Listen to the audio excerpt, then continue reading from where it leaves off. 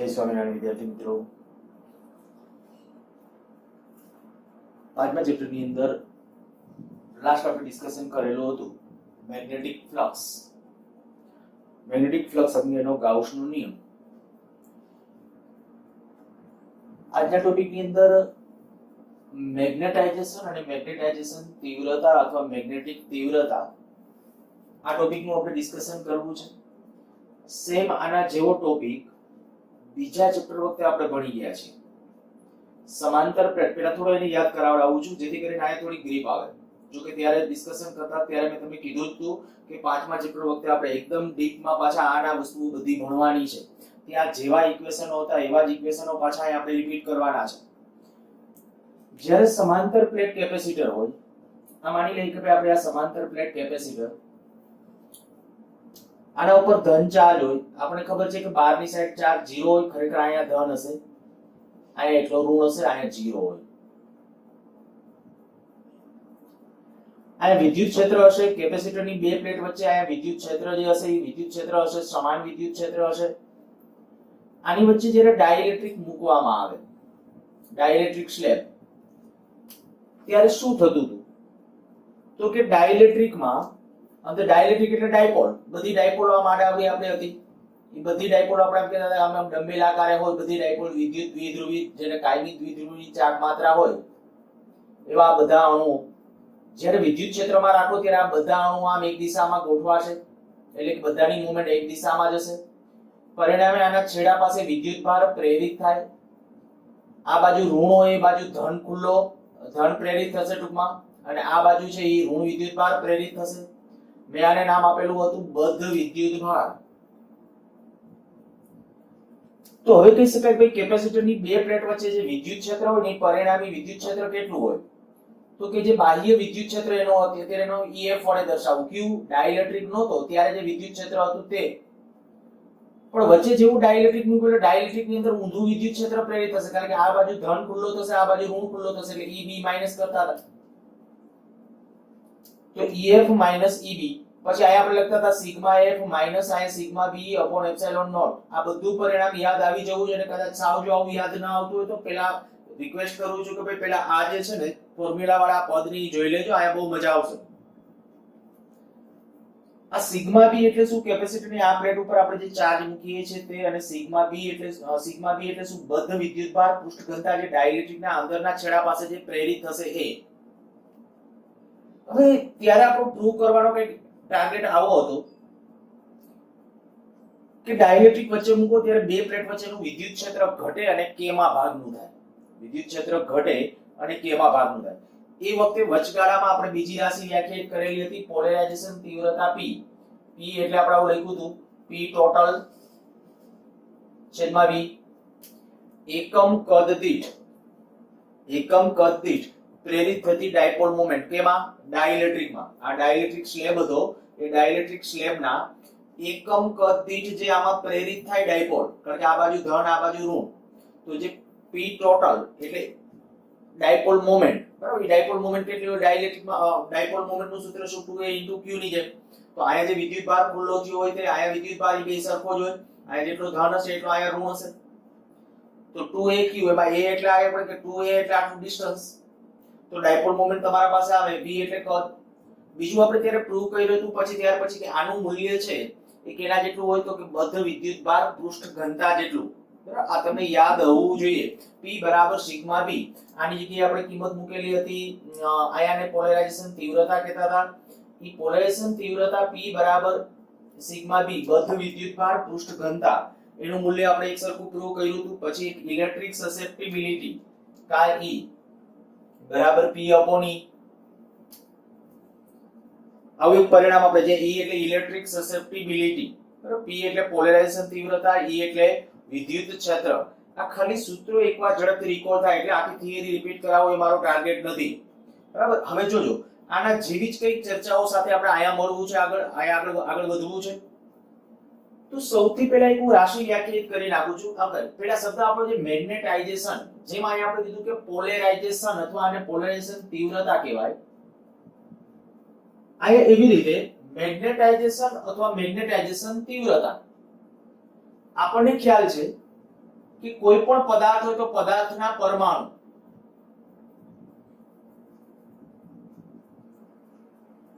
પદાર્થના પરમાણુમાં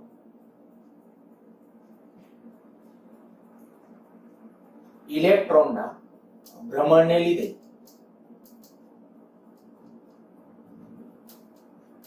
ઇલેક્ટ્રોન પાસે ચુંબકીય ચાક માત્રા હોય છે અથવા પરમાણુ પાસે ચુંબકીય ચાક માત્રા હોય છે. હવે આ વિચિત્ર ન લાગવું જોઈએ. આગલા ચેપ્ટરનો લાસ્ટ લેક્ચર ને એ જે ડિસ્કશન હતું તો એ તો યાદ કરાવું છું. માની લો કે આ ન્યુક્લિયસ છે, ન્યુક્લિયસની આસપાસ જ્યારે ઇલેક્ટ્રોન વર્તુળાકાર માર્ગે ગતિ કરે, આમ ઇલેક્ટ્રોન વર્તુળાકાર માર્ગે ગતિ કરતો હોય તો પ્રવાહ રચાશે, અને જ્યારે એમાં પ્રવાહ રચાય ત્યારે આપણે કહી શકાય કે આની ચુંબકીય ચાક માત્રા કેટલી હોય તો μ બરાબર EVR/2 આ એક સૂત્ર. બીજા પણ સૂત્રો હતા, પણ પરમાણુમાં ઇલેક્ટ્રોનના ભ્રમણને કારણે જે ચુંબકીય ચાક માત્રાનું સમીકરણ હતું μ બરાબર EVR/2, તો આટલી ચુંબકીય ચાક માત્રા હોય. પણ જો આખા પદાર્થની વાત કરતા હોય તો આખા પદાર્થની કદાચ ચુંબકીય ચાક માત્રા કેવી હોઈ શકે તો કે આખા પદાર્થની ચુંબકીય ચાક માત્રા છે એ શૂન્ય હોઈ શકે. આખા પદાર્થની બોલું છું, કારણ તો કે ત્યારે આપણે ડિસ્કશન કરતા હતા કે જ્યારે કોઈ પણ પદાર્થ છે અસંખ્ય પરમાણુનો બનેલો છે. હવે એક પરમાણુની ચુંબકીય ચાક માત્રા આમ છે, બીજાની આમ છે, ત્રીજાની આ બાજુ છે, બધાની અસ્તવ્યસ્ત હોય તો એની ટોટલ કેવી હોઈ શકે? 0 હોઈ શકે. તો આપણે કહી શકીએ પદાર્થના પરમાણુના ભ્રમણને લીધે ઇલેક્ટ્રોન પાસે ચુંબકીય ચાક માત્રા હોય છે, પરંતુ પદાર્થની ચુંબકીય ચાક માત્રા શૂન્ય કે અશૂન્ય હોય. મેં બે શબ્દો લખી નાખ્યા છે, અશૂન્ય હોઈ શકે, ગમે તે હોઈ શકે. પણ જો હવે હું આમ કહું કે આને હું બાહ્ય ચુંબકીય ક્ષેત્રની અંદર જ્યારે મૂકું છું અને બાહ્ય ચુંબકીય ક્ષેત્રની અંદર મૂકું તો શું થશે? તો તમને ખબર છે કે આ બધી પરમાણુય ડાયપોલ પર ટોર્ક લાગશે. આ તમને યાદ આવી જવું જોઈએ. આ બધું શીખવાડેલું, આ ચેપ્ટર સ્ટાર્ટ થયું ત્યારે કીધું છે. આના ઉપર ટોર્ક લાગશે અને બધી એક દિશામાં ગોઠવવાનો ટ્રાય કરશે અને પરિણામે એનું ચુંબકીય તીવ્રતા તો મેગ્નેટાઇઝેશન વધશે. બસ એ જે હકીકત છે ને, આ બધા પરમાણુ એક દિશામાં ગોઠવાવા પરિણામે ચુંબકીય ચાક માત્રા વધવી, એ હકીકતને જ કહેવાય એની મેગ્નેટાઇઝેશન અથવા મેગ્નેટાઇઝેશન તીવ્રતા. પદાર્થ ના એકમ કદ દીઠ પ્રેરિત થતી કુલ ચુંબકીય ડાયપોલ મોમેન્ટ અથવા ચુંબકીય ચાક માત્રા ને મેગ્નેટાઇઝેશન અથવા મેગ્નેટાઇઝેશન તીવ્રતા કહે છે. બરાબર, મેગ્નેટાઇઝેશન અથવા મેગ્નેટાઇઝેશન તીવ્રતા કહે છે, જેને સંજ્ઞામાં આપણે m વડે દર્શાવશું તો m બરાબર શું આવશે તો કે સ્મોલ m upon v. આ સ્મોલ m ક્યુબ ચુંબકીય ડાયપોલ મોમેન્ટ. હવે ચુંબકીય ડાયપોલ મોમેન્ટ મારે તમને કારણ કે મેં તમને આ બધું કહી દીધું. ચુંબકીય ડાયપોલ મોમેન્ટ જો સોલેનોઇડ હોય તો સોલેનોઇડ માટે આપણે આમ લખતા હતા કેપિટલ Na. આ સોલેનોઇડની ચુંબકીય ચાક માત્રા સોલેનોઇડ હોય તો, પણ આયા આપણે કહી શકીએ આના માટે મારે ચુંબકીય ચાક માત્રા લખવી હોય તો આ બાજુ જે પ્રેરિત થશે એ મટીરીયલના ગુણધર્મો ઉપર પણ આધારિત છે. થોડું હમણાં આગળ વધીએ. પણ આયા જે આપણે કઈ બધા પરમાણુ એકયારે ગોઠવાશે, આ બાજુ જેટલા ગોઠવાશે પરિણામે ધ્રુવમાન ક્રિએટ થશે. ને ધ્રુવમાનને અનુરૂપ જે મેગ્નેટિક મોમેન્ટ મળશે એ મેગ્નેટિક મોમેન્ટ અને v એટલે એનું કદ. તો એકમ કદ દીઠ આવી જે ચુંબકીય ચાક માત્રા હોય એને કહેવાય મેગ્નેટાઇઝેશન અથવા મેગ્નેટાઇઝેશન તીવ્રતા. સદિશ રાશિ છે અને એનો એકમ, આનો એકમ શું આવે તમને ખ્યાલ છે? આનો એકમ કહું છું, મેગ્નેટાઇઝેશન તીવ્રતા Na એમ્પિયર મીટર સ્ક્વેર છેદમાં મીટર ઘન, તો આવશે એમ્પિયર પ્રતિ મીટર. ખ્યાલ આવી ગયો છે? હું ફરીથી બોલું છું. આ m નો એકમ શું? Na ઉપરથી એમ્પિયર મીટર સ્ક્વેર છેદમાં મીટર ઘન, તો એમ્પિયર ઇન્ટુ મીટર ઇન્વર્સ. આ થઈ ગયો એનો એકમ. પારિમાણિક સૂત્ર આ બધી વસ્તુ આપણને લખતા આવડવી જોઈએ. હવે આ જે સમીકરણ છે જોજે, આ અને આ બે સમીકરણ એક જ છે. અહીંયા પોલેરાઇઝેશન તીવ્રતા, અહીંયા કહેવાય મેગ્નેટાઇઝેશન તીવ્રતા, અથવા ત્યાં પોલેરાઇઝેશન, તો અહીંયા મેગ્નેટાઇઝેશન પણ બોલે.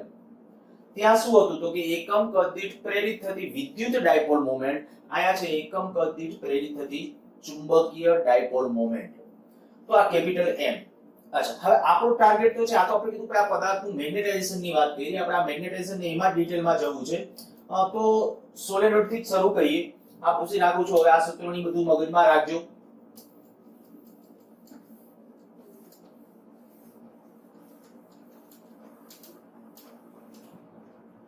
ધારી લો કોઈ સોલેનોઇડ છે,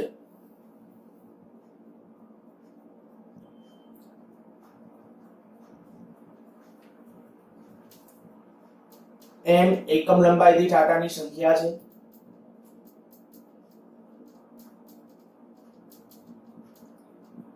I જેટલો વિદ્યુત પ્રવાહ એમાંથી પસાર થાય છે.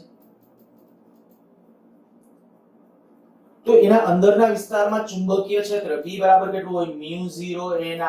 બરાબર, આ પરિણામ તમને ખબર જ છે, મેં આ કાઈ નવું નથી લખ્યું. આ કયું ચુંબકીય ક્ષેત્ર છે હું બધું ડિટેલમાં નથી લખતો, ખાલી આ વસ્તુ તમને સમજાતું જાય એ રીતે ખાલી ટર્મિનોલોજી લખતો જાઉં છું. સોલેનોઇડમાં આને ધારી લીધું a ની એકમ લંબાઈ દીઠ આટાની સંખ્યા છે, I જેટલો વિદ્યુત પ્રવાહ. તો સોલેનોઇડના અંદરના વિસ્તારનું ચુંબકીય ક્ષેત્ર, બરાબર, આ અંદરનું ચુંબકીય ક્ષેત્ર.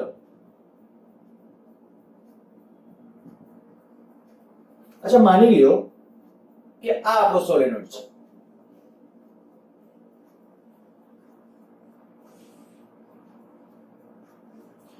આમાં આપણે કંઈક વિદ્યુત પ્રવાહ પસાર કરવાના છીએ. ઈ પ્રવાહને હું આ I કહું છું. I જેટલો પ્રવાહ આમાંથી પસાર કરીએ છીએ ત્યારે એની વચ્ચેના વિસ્તારમાં અહીંયા જે ચુંબકીય ક્ષેત્ર થયું, એ ચુંબકીય ક્ષેત્ર આટલું છે. જો આ સોલેનોઇડના વચ્ચેના વિસ્તારમાં કોઈ સળિયો દાખલ કરવામાં આવે, માની લ્યો કે કોઈ એક ધાતુનો સળિયો જે ચુંબકીય ગુણધર્મો, જેનું મેગ્નેટાઇઝેશન થઈ શકે, બરાબર, જેનું મેગ્નેટાઇઝેશન થઈ શકે એવો સળિયો જ્યારે સોલેનોઇડની વચ્ચે દાખલ કરવામાં આવે, જેનું ચુંબકીય ડાયપોલ મોમેન્ટ પ્રેરિત થઈ શકે, જેનું મેગ્નેટાઇઝેશન થઈ શકે તેવો સળિયો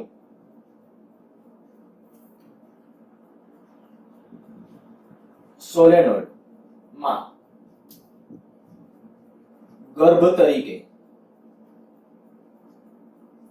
આ લખું છું શબ્દ એક અલગ કરેલો, દાખલ કરવામાં આવે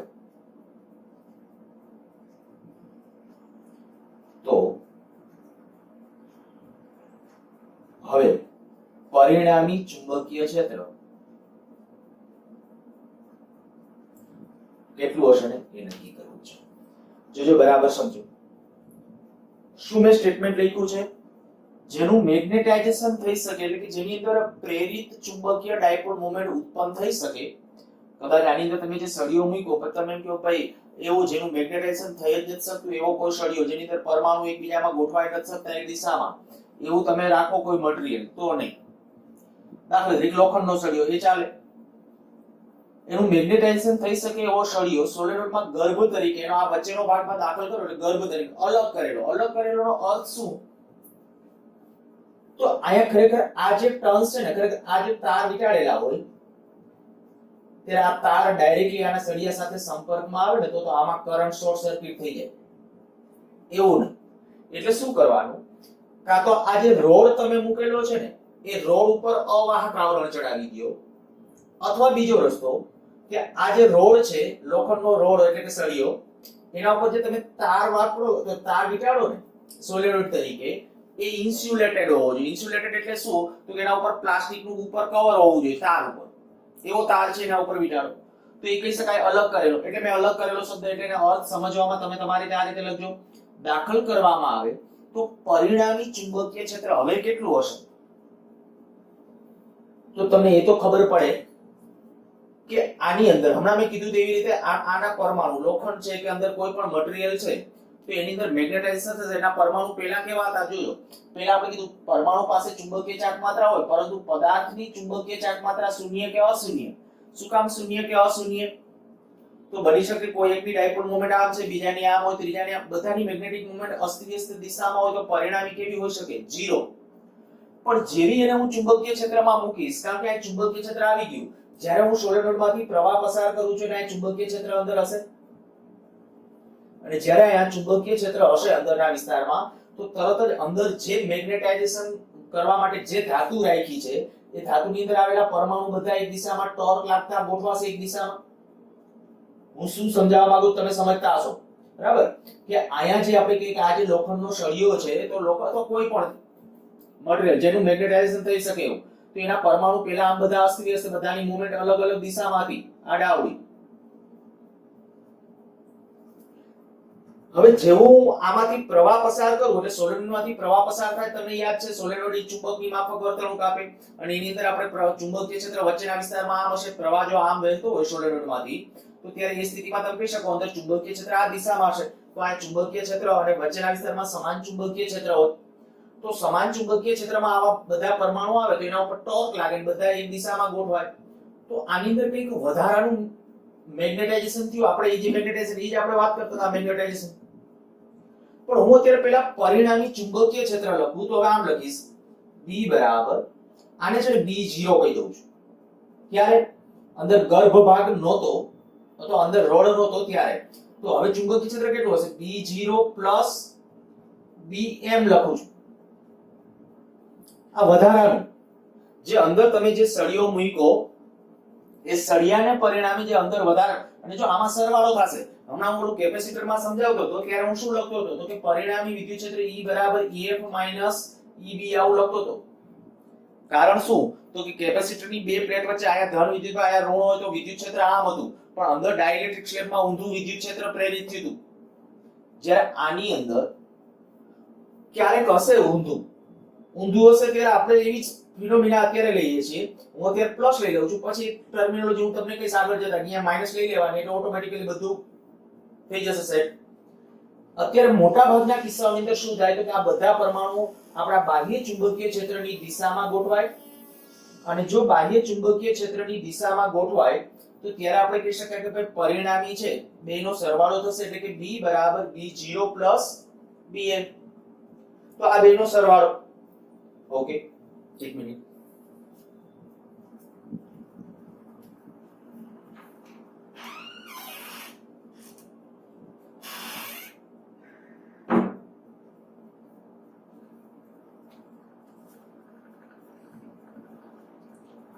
ચાલો, તો આપણે આ જે પરિણામી છે B બરાબર B0 પ્લસ Bm,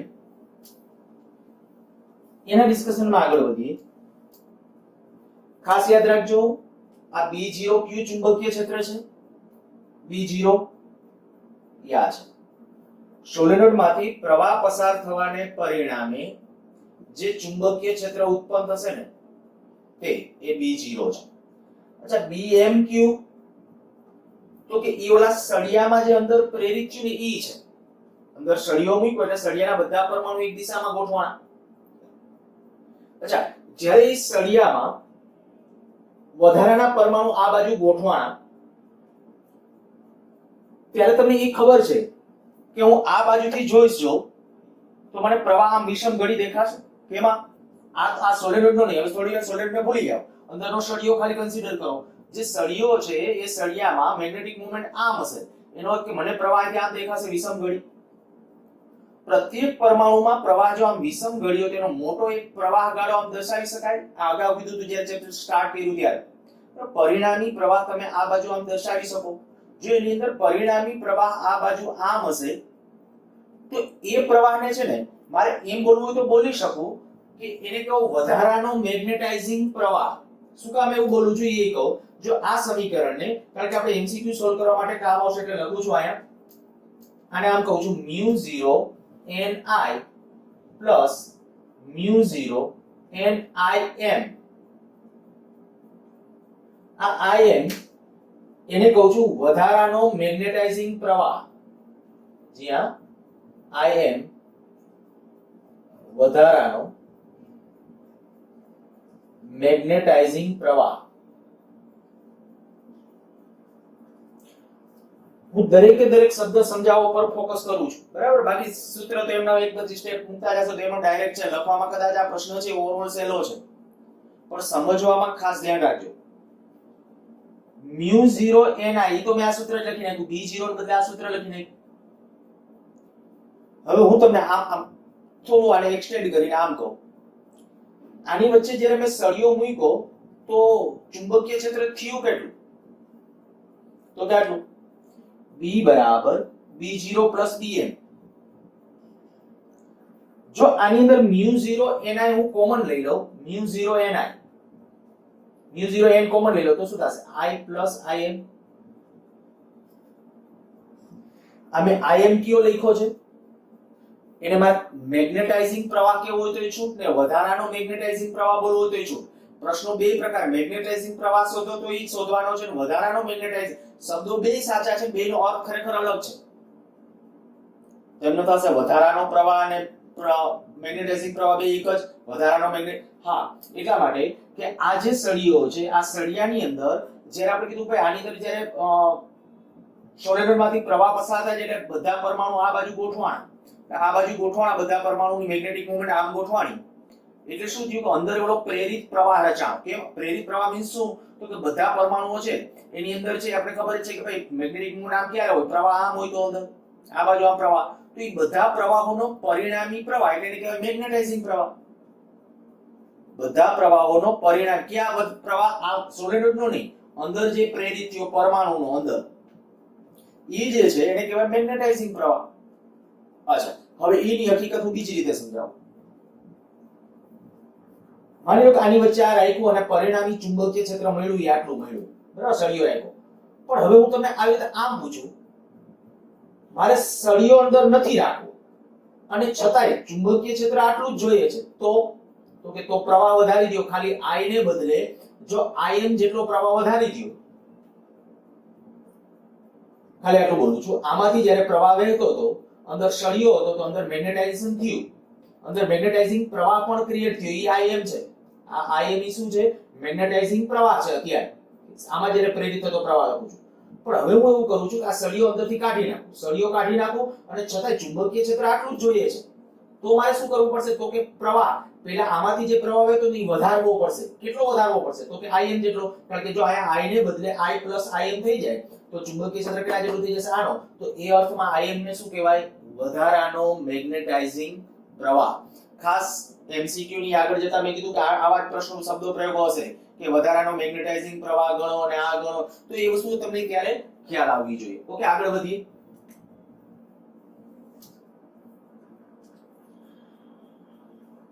આ જે વધારાનો મેગ્નેટાઇઝિંગ પ્રવાહ, આ B0 ઈ કયો છે? તો કે સોલેનોઇડમાંથી વહેતા પ્રવાહને પરિણામે જે છે, અને B કુલ ચુંબકીય ક્ષેત્ર છે. હું સેજ એક સ્ટેપ આ ચુંબકીય ટેક્સ્ટબુક કરતા જરાક અલગ ચાલુ છું અને આમ કરું છું. μ0 વડે ભાગી નાખું, B/μ0, B0/μ0 પ્લસ Bm/μ0. જે આવું કરીએ, આ Bm ઈ શું છે? ચુંબકીય ક્ષેત્ર જે વધારાનું પ્રાપ્ત થયું તે, આ જ સમીકરણ છે આપણું. મેં કીધું આ વધારાનું. જો આના માટે હું હજી તમને એમ કહું કે માની લ્યો કે મેં આને μ0 વડે ભાગ્યું, તો આને μ0 વડે ભાગી નાખું, શું વધશે? n * I n * im. બરાબર, આવા પરિણામ હશે. તો આ જે ટર્મિનોલોજી છે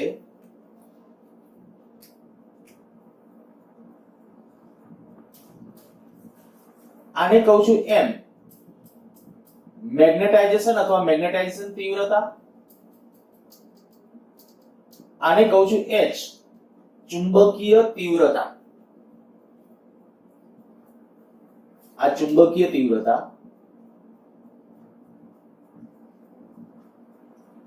આને આપણે કહીએ છીએ મેગ્નેટાઇઝેશન તીવ્રતા અથવા મેગ્નેટાઇઝેશન.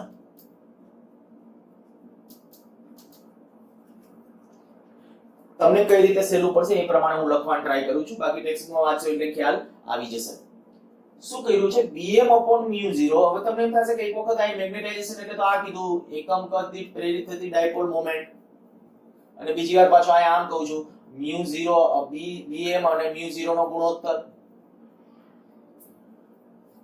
તો જ્યારે વાત આ છે, યાદ કરો કે આપણું જે આ જે પરિણામ છે, આ પરિણામની વાત કરું છું. આ શું હતું? NIA. ખાલી તમારી સમજૂતી માટે લખું છું. જો સોલેનોઇડ માટેની વાત હોય, સોલેનોઇડની જેમ જ એનું બિહેવિયર છે, તો આને બદલે શું લખાય? NI. જો એના ગર્ભ ભાગ માટે લખતા હોય તો આ પ્રવાહ છે ને વધારાનો મેગ્નેટાઇઝિંગ પ્રવાહ લખો. NIA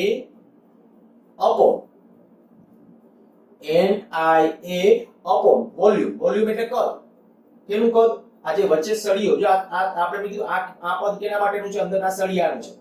આ કેનું છે? સોલેનોઇડનું છે. અને આ બેનો સરવાળો છે. તો હું આવું કહું છું કે આ જે સળિયા માટે હું લખું છું, સળિયાનું કદ કેટલું? તો કે આડછેદનું ક્ષેત્રફળ a ગુણ્યા એની લેન્થ જો l હોય, આની લેન્થ છે એ l હોય, તો a * l. A cancel out કરો તો આ શું થઈ જશે? n/l.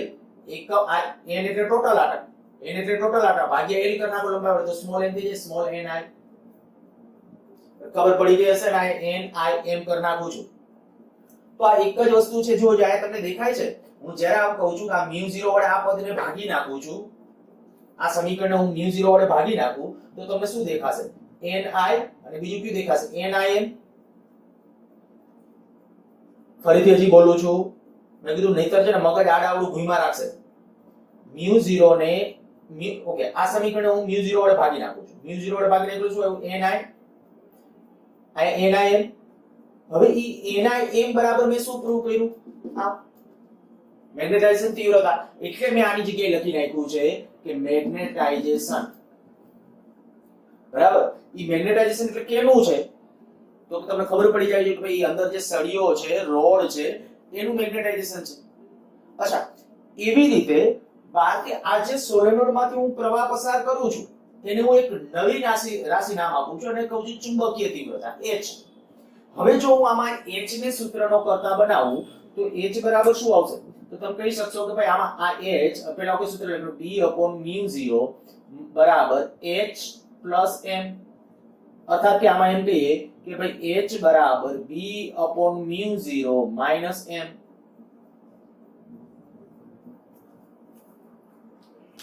તમને યાદ રાખવામાં આમ સરળ પડશે. ટેક્સ્ટ બુકમાં ડાયરેક્ટ આ સમીકરણ લખ્યું છે. હવે આ ખરેખર ક્યાંથી આવ્યું એને સમજવા માટે મેં કીધું આ રીતે ચાલશો એટલે વધારે સારી રીતે ખ્યાલ આવશે.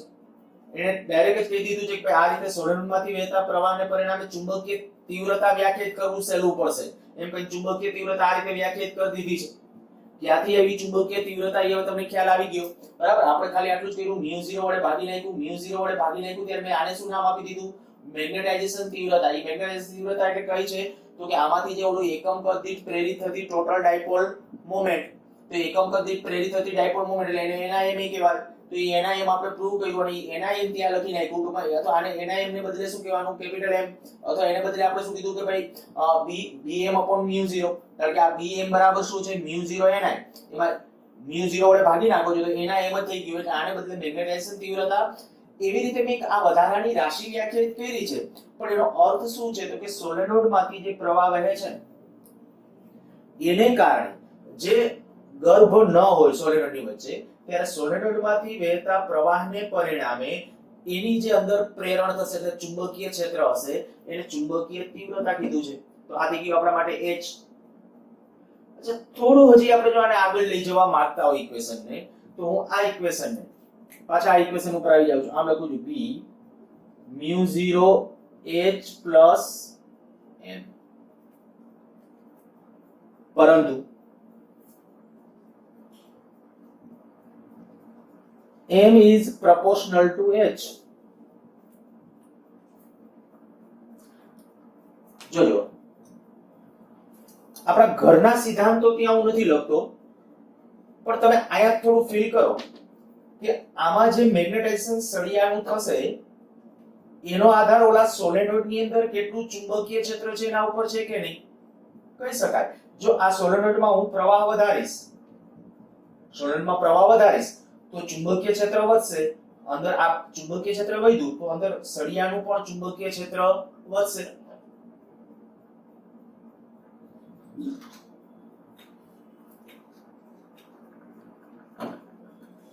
ઓકે, તો m is proportional to h અને આ જે છે m કઈ કઈ બાબતો ઉપર આધાર રાખે છે એમ કહેવાય.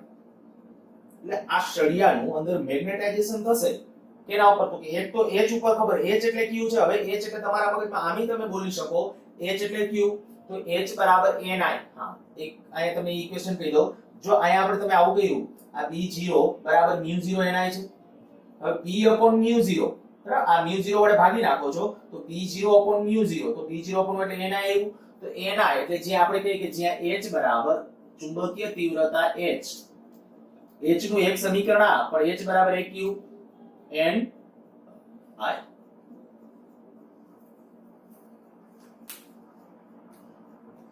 તો આ જે પરિસ્થિતિ થઈ એ આપણા માટે, આ એટલે કયો, આમાંથી વહેતો પ્રવાહ. અચ્છા, ઘણી વખત હમણાં હું તમને કીધું હતું કે મેગ્નેટાઇઝિંગ પ્રવાહ અને વધારાનો મેગ્નેટાઇઝિંગ પ્રવાહ, કેટલીક બુકોની અંદર આવો ઉલ્લેખ કરે છે. આજે કોર ભાગનું મેગ્નેટાઇઝેશન કરવા માટે બહારથી જે પ્રવાહ પસાર કરે ને, એટલે સોલિડમાંથી જે પ્રવાહ વહેશે ને એને મેગ્નેટાઇઝિંગ પ્રવાહ, અને અંદર જે પ્રેરિત થશે ને એને કહેશે બદ્ધ પ્રવાહ. આપણે જે અત્યારે મેં આઈએમ નામ આપ્યું છે ને, આઈએમ ના બે નામ ક્યાં બોલશે બુકમાં, તો આવું કહું છું કારણ કે આપણે પ્રશ્નો સોલ્વ કરતા હશું ત્યારે ખાસ ધ્યાન રાખજો. આઈએમ એટલે આમ અર્થ કરીએ, પ્રેરિત મેગ્નેટાઇઝિંગ પ્રવાહ. એટલે પ્રેરિત કઈ રીતે, તો કે આમાંથી જે પ્રવાહ વહ્યો, ફરી એકવાર ક્લિયર જ કરી દઉં છું આટલું, આવું સમજી લ્યો કે આમાંથી જે પ્રવાહ પસાર થાય સોલેનોઇડમાંથી એને શું નામ આપું છું, મેગ્નેટાઇઝિંગ પ્રવાહ. તો આમાંથી મેગ્નેટાઇઝિંગ પ્રવાહ, તો અંદરનો જે સળિયો છે એ સળિયામાં જે આપણે કહી શકીએ કે અંદર પ્રેરિત થયો એને શું નામ આપશું, પ્રેરિત બદ્ધ પ્રવાહ અથવા પ્રેરિત મેગ્નેટાઇઝિંગ પ્રવાહ અથવા વધારાનો મેગ્નેટાઇઝિંગ પ્રવાહ. બરાબર, શબ્દો મગજમાં રાખજો. ઓકે, આગળ વધી. હવે મેં તમને આવું કીધું કે આની અંદર જે મેગ્નેટાઇઝેશન થશે સળિયાની અંદર, એનો આધાર કેના ઉપર, તો કે એક તો ઓલા ઉપર જે સોલેનોઇડ છે એમાંથી વહેતા પ્રવાહ ઉપર, મીન્સ કે h ઉપર, કારણ કે h બરાબર ni. આ વધારાનો આ જે પ્રવાહ અંદરથી જે મેગ્નેટાઇઝિંગ પ્રવાહ I કહું છું, ઈ I ને હું નામ આપું છું મેગ્નેટાઇઝિંગ પ્રવાહ. જો ઈ પ્રવાહ વધશે I, આ પ્રવાહ વધે તો h વધે, તો હું કહી શકું m proportional to h. એક તો પ્રવાહ ઉપર આધારિત છે, બીજું તો છે આંતરિક ગુણધર્મ, જે મટીરીયલ સળિયો કેનો છે નામ, તો કે સળિયાને વ્યાખ્યાયિત કરતો એક અચળાંક, એટલે હું અહીંયા કહી દઉં છું m બરાબર chi m into h, જ્યાં chi m એને નામ આપું છું મેગ્નેટિક સસેપ્ટિબિલિટી.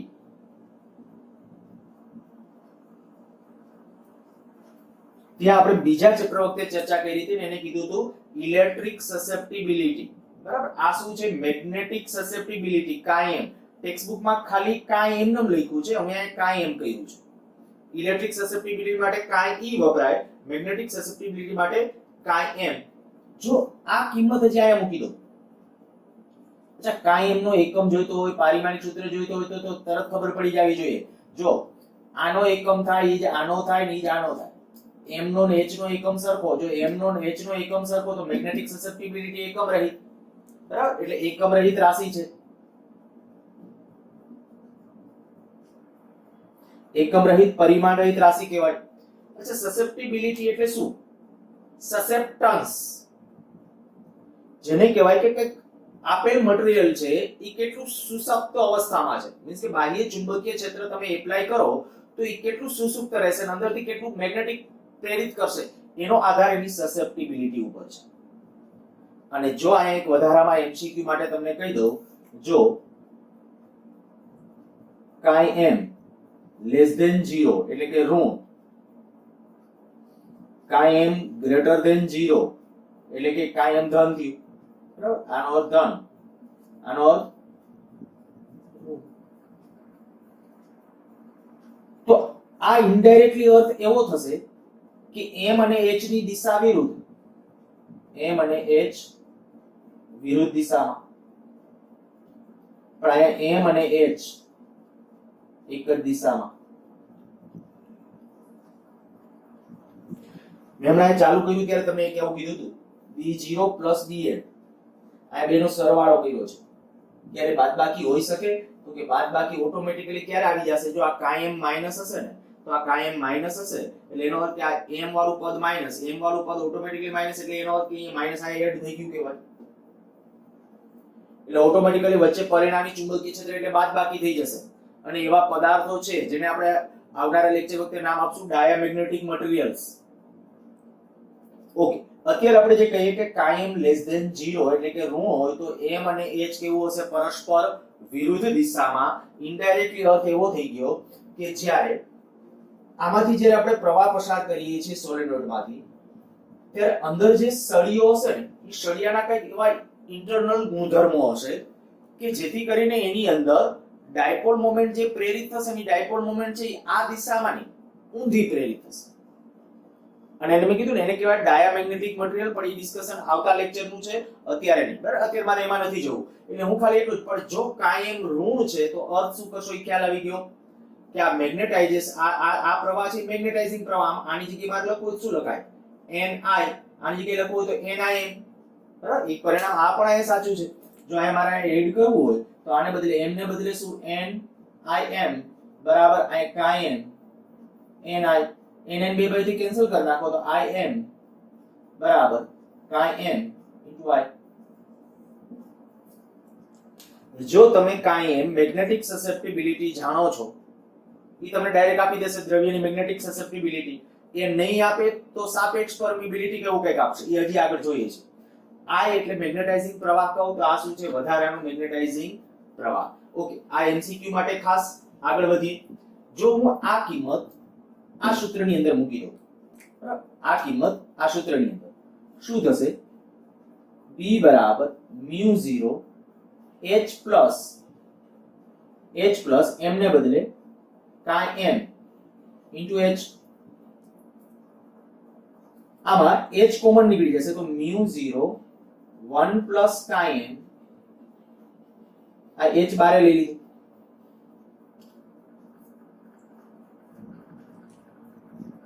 હવે જ્યારે બીજા ચેપ્ટર વખતે ડિસ્કશન કરતા હતા ત્યારે પણ આપણે સમજી ગયા હતા કે μ0 1 પ્લસ કાય m μ0 1 પ્લસ કાય m એ કહેવાય માધ્યમની પરમિએબિલિટી. પરંતુ mu બરાબર μ0 1 પ્લસ કાય m એટલે એને કહેશું માધ્યમની પરમિએબિલિટી. જો હું શબ્દો બોલું છું એના ઉપર પણ ભાર આપજો કદાચ અહીંયા ખૂણામાં દેખાતું ન હોય તો બરાબર. mu બરાબર μ0 1 પ્લસ કાય m એટલે શું કહું છું માધ્યમની પરમિએબિલિટી. અચ્છા જો એ પદની અંદર પાછું એક MCQ માટે ઓકે અહીંયા કહી દઉં જો આપણે આવું કરીએ આ μ/μ0 1 પ્લસ કાય m અને આને કહેવાય સાપેક્ષ પરમિએબિલિટી μr તો 1 પ્લસ કાય m. ગુજકેટમાં 3 કે 4 વાર આના જેવા ક્વેશ્ચન ક્યારેક μr આપ્યું હોય સાપેક્ષ પરમિએબિલિટી આપી હોય કાયમ પૂછી નાખ્યું હોય સાપેક્ષ કાયમ નું મૂલ્ય. ક્યારેક તમને એમ કે ડાયામેગ્નેટિક મટીરીયલ છે તો એનો μr ધન ઋણ કે શૂન્ય તો તરત એ અંદાજ આવી જવો જોઈએ કે ડાયામેગ્નેટિક મટીરીયલ માટે હમણાં મેં કીધું હતું કાયમ ઋણ હોય બરાબર. આ ઋણ હોય એટલે 0 અને 1 ની વચ્ચેનો હોય ઋણ હોય પણ 0 અને 1 તો આનું મૂલ્ય કેવું હોય તમને ખબર પડી જાય. આ 1 પ્લસ આ 0 અને 1 ની વચ્ચેનું એવું ઋણ મૂલ્ય હોય તો આ મૂલ્ય તો ધન જ રહેશે ને ધન જ રહેશે.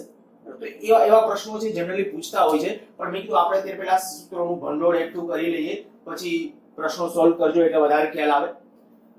જોજો કેટલે સુધી પહોંચ્યા છે અને આ જે પરિણામ છે આ પરિણામને હું આમ પણ લખી શકું b બરાબર આને જો હું માધ્યમની પરમિએબિલિટી કહી દઉં μ કહી દઉં તો આમ લખાય μ into h. એક સમીકરણ આ કામનું છે બરાબર. બીજું એક સમીકરણ આપણા માટે આ કામનું છે. ત્રીજું સમીકરણ અને આ તો આપણને ખ્યાલ જ છે વળી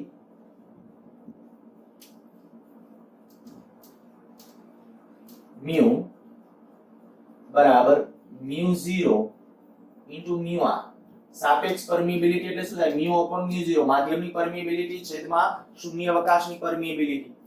તો એના ઉપરથી તમે અર્થઘટન કરી શકો. ખૂબ સરસ. અને આટલા સારા સૂત્રો બધા આપણા પાસે છે. જ્યારે આના રિલેટેડ દાખલા પૂછાય બરાબર, ત્યારે એ દાખલા આપણને આવડવા જોઈએ.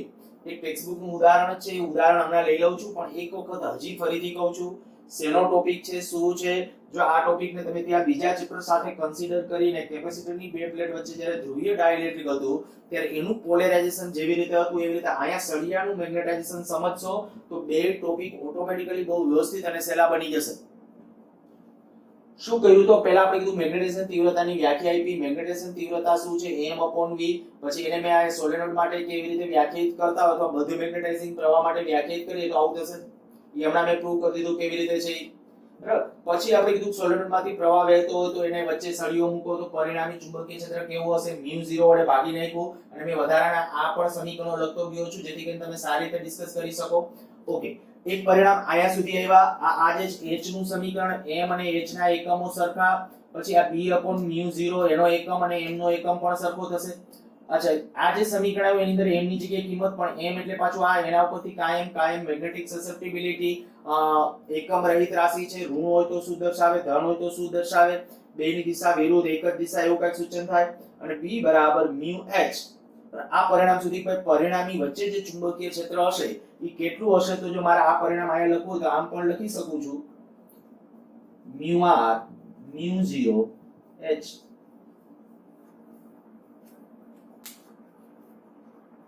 આ શું કર્યું? મ્યુ ને બદલે અહીંયા હમણાં લખ્યું મ્યુ ને બદલે µ0 µr µ0 µr. હવે µ0 h જરાક યાદ કરો. µ0 h શું હતું? h µ0 આ જે હતું આપણું ચુંબકીય તીવ્રતા બરાબર. h ચુંબકીય તીવ્રતા એના બરાબર આપણે શું વ્યાખ્યાયિત કરેલું હતું? તો કે b0 upon µ0 b0 upon µ0 બરાબર h. એમાં µ0 અહીંયા પદ છે આવું સમજો. b0 upon µ0 બરાબર h. આ µ0 અહીંયા લઈ જાઓ, µ0 અહીંયા લઈ જાઓ તો µ0 into h બરાબર શું થઈ ગયું? b0. તો હું અહીંયા કહી દઈશ μr into b0. અર્થ સાવ સ્પષ્ટ થઈ ગયો હશે. b0 શું હતું યાદ કરો? તો કે જ્યારે સોલેનોઇડના માત્ર સોલેનોઇડમાંથી પ્રવાહ વહેતો વચ્ચે કોઈ ગર્ભ ભાગ ન હોય ત્યારે જે ચુંબકીય ક્ષેત્ર હતું એ છે b0. પણ વચ્ચે જેવો મેં સળિયો દાખલ કર્યો ને તો ચુંબકીય ક્ષેત્ર કેટલા ગણું થઈ જશે? તો કે સાપેક્ષ પરમિએબિલિટી હોય ને એટલા ગણું. જેટલી સાપેક્ષ પરમિએબિલિટી હશે, લોખંડની સાપેક્ષ પરમિએબિલિટી માની લ્યો કે 686 કેવી કંઈક છે સમથિંગ બરાબર. તો તરત હું કહી શકું કે ભાઈ સોલેનોઇડ એમાંથી પ્રવાહ વહેતો હોય ત્યારે અંદર જે ચુંબકીય ક્ષેત્ર હતું, હવે માની લો કે નરમ લોખંડનો સળિયો વચ્ચે મૂકી દીધો તો વચ્ચેના વિસ્તારમાં ચુંબકીય ક્ષેત્ર 685 ગણું સીધું ચુંબકીય ક્ષેત્ર થઈ જશે. μr જેટલું હોય એટલા ગણું ચુંબકીય ક્ષેત્ર થઈ જશે. અચ્છા, એક ટેક્સ્ટબુક નું ઉદાહરણ, ડેટા મને જેવા તેવા યાદ છે તો જો એના સંદર્ભમાં તમને કહેતો જાઉં. એક સોલેનોઇડ આપ્યો છે, એની સોલેનોઇડ માટે સાપેક્ષ પરમિએબિલિટી બરાબર. સાપેક્ષ પરમિએબિલિટી ની ખાલી ડેટા લખું છું. સાપેક્ષ પરમિએબિલિટી આપેલી છે 400. સોલેનોઇડ એની અંદર એક ગર્ભ ભાગ રાખ્યો છે. સોલેનોઇડ ની નો કહેવાય પણ સોલેનોઇડ ની અંદર એક જે ગર્ભ ભાગ છે એ ગર્ભ ભાગની સાપેક્ષ પરમિએબિલિટી કેટલી કહું છું? 400. એટલે આ સોલેનોઇડ છે સમજો, તો એની અંદર એક ગર્ભ ભાગ છે, અંદર જે સળિયો રાખ્યો છે એની સાપેક્ષ પરમિએબિલિટી કેટલી છે? 400. માની લો કે આ સોલેનોઇડ માંથી જે પ્રવાહ વહે છે એ લગભગ આપેલો છે 2 એમ્પિયર બરાબર. સોલેનોઇડ માંથી પસાર થતો પ્રવાહ એ 2 એમ્પિયર છે અને એમાં એકમ લંબાઈ દીઠ આટાની સંખ્યા એટલે કે સ્મોલ n એ 1000 આપેલા છે. 1000 આટા પ્રતિ મીટર. એટલે કે જે સોલેનોઇડ છે એના પ્રતિ મીટર દીઠ 1 મીટર લંબાઈ દીઠ આટાની સંખ્યા આપી છે. તો પેલું જ મારે નક્કી કરવું છે h ચુંબકીય તીવ્રતા. જોજો આ ટેક્સ્ટ બુક નું ઉદાહરણ લગભગ આપણે 5.4 સુધી કર્યું, 5.5 છે આ ઉદાહરણ 99%. જોઈ લેજો છતાં H ચુંબકીય તીવ્રતા, તો આ સૂત્ર તમારા પાસે છે, જોઈ લ્યો. H કે નહીં, H પાસેના જે સમીકરણો, H બરાબર એક આ લ્યો, H નું એક આ, બીજું આ છે, M બરાબર કાયમ એમાં H છે, B બરાબર μ H એમાં છે. તો આવું થોડું આમ યાદ રાખજો, સમીકરણો સાથે રાખી તો જ આના પ્રશ્નો સોલ્વ થશે. અચ્છા ચાલો, તો આપણે પહેલું મારે જે મેળવવું છે, પહેલું એટલે શું? H ચુંબકીય તીવ્રતા H, તો H બરાબર શું? Ni. હવે n એટલે કેટલું? તો કે 1000. આ પ્રવાહ કેટલો? 2, તો આ જવાબ આવશે 2000. અને એકમ શું? એમ્પિયર પ્રતિ મીટર. ચુંબકીય તીવ્રતા કે મેગ્નેટાઇઝેશન તીવ્રતા બેનો એકમ આ થશે, એમ્પિયર પ્રતિ મીટર. અચ્છા, બીજું જે એને માંગ્યું છે B, તો કે જો B નું મૂલ્ય નક્કી કરવું હોય તો આપણે હમણાં મેં તમને ઇક્વેશન લખી દીધું, μr μ0h, કારણ કે સાપેક્ષ પરમિબિલિટી આપી છે, સાપેક્ષ પરમિબિલિટી આપેલી છે. હવે સાથે ગણજો, μ0 અને h નું મૂલ્ય તમે અહીં મેળવી લીધું, બરાબર? તો સૂત્ર ખાલી લખી નાખો, B બરાબર μr μ0h. તો μr સાપેક્ષ પરમિબિલિટી 400, μ0 4.2 10 7, h ચુંબકીય તીવ્રતા આયા મળી છે, એની કિંમત મૂકજો એટલે આન્સર. ત્રીજું જે પૂછ્યું છે મેગ્નેટાઇઝેશન તીવ્રતા m, કેપિટલ M. વિચારો, આ તમારા પાસે સૂત્રો છે, શું કરી શકો? તો કે આ સૂત્ર કદાચ શેનું પડે, m બરાબર કાયમ * h. અચ્છા, કાયમ તમને આપ્યું નથી તો કે આ રહ્યું કાયમ, આના ઉપરથી મળી જશે, બરાબર? કાયમ નું મૂલ્ય એટલે હું આમ લખું m બરાબર કાયમ * h, પણ કાયમ એટલે શું? તો કે 1 μr - 1 * h. આ એક ટેક્સ્ટ બુક માં થોડું વિચિત્ર રીતે સૂત્ર લખ્યું છે, નહીં કરતા એવું આ સહેલું પડશે, બરાબર? આ રીતે એ કાયમ * h, કાયમ ને બદલે શું કરી નાખ્યું? કાયમ બરાબર μr - 1, તો m નું મૂલ્ય મળી જશે. અને પછી હું પાછળ કીધું છે કે વધારાનો મેગ્નેટાઇઝિંગ પ્રવાહ ગણો. વધારાનો મેગ્નેટાઇઝિંગ પ્રવાહ એટલે શું? તો હમણાં મેં કીધું હતું કે આ વધારાનો મેગ્નેટાઇઝિંગ પ્રવાહ Im. તો Im એટલે જો m નું મૂલ્ય મળી ગયું છે તમને, આ આપણા પાસે આ જે છે, આને મેં એમ કીધું હતું Nim એટલે Em છે આપણું. તો એમાં મારે આ Im ઈ વધારાનો મેગ્નેટાઇઝિંગ પ્રવાહ છે, બરાબર? તો વધારાનો મેગ્નેટાઇઝિંગ પ્રવાહ એટલે હું Im કહું તો વધારાનો મેગ્નેટાઇઝિંગ પ્રવાહ Im બરાબર શું થશે? m upon શું થઈ જશે? n.